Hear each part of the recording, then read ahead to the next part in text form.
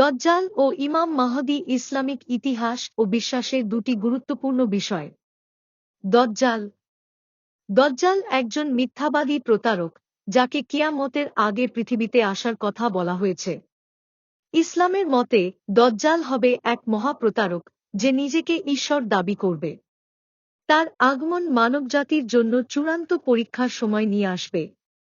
দজ্জালের চেহারায় কিছু লক্ষণ থাকবে, যেমন এক চোখ অন্ধ হওয়া।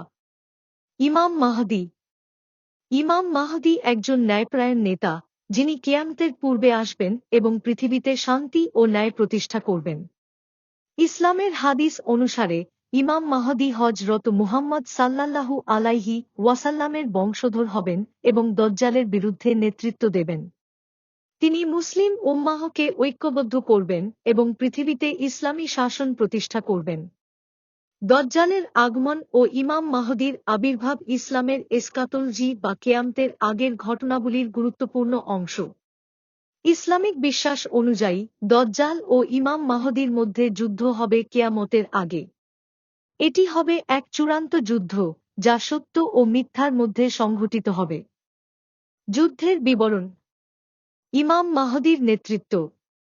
ইমাম মাহদী মুসলিম উম্মাহকে একত্রিত করবেন এবং দজ্জালের বিরুদ্ধে লড়াইয়ের প্রস্তুতি নেবেন। তিনি ন্যায় ও ইনসাফ প্রতিষ্ঠার জন্য সংগ্রাম করবেন। দজ্জালের শক্তি। দজ্জাল অলৌকিক শক্তি ব্যবহার করে মানুষকে বিভ্রান্ত করবে এবং নিজেকে ঈশ্বর হিসেবে প্রচার করবে। তার অনুসারীরা তাকে সমর্থন করবে। হযরত ঈসা আলাইহিসসালাম এর আগমন। যুদ্ধের এক পর্যায়ে হযরত ঈসা আলাইহিসসালাম আকাশ থেকে অবতরণ করবেন। তিনি ইমাম মাহদীর সঙ্গে একত্রিত হবেন এবং নেতৃত্ব দেবেন। ৪ দজ্জালের পরাজয়। হযরত ঈসা আলাইহিসসালাম এর হাতে দজ্জাল নিহত হবে। দজ্জালের পরাজয়ের মাধ্যমে পৃথিবীতে শান্তি প্রতিষ্ঠিত হবে এবং সত্যের বিজয় হবে। এই যুদ্ধ ইসলামের এসকাতলজির গুরুত্বপূর্ণ অংশ এবং মুসলমানদের জন্য ঈমানের বিষয়।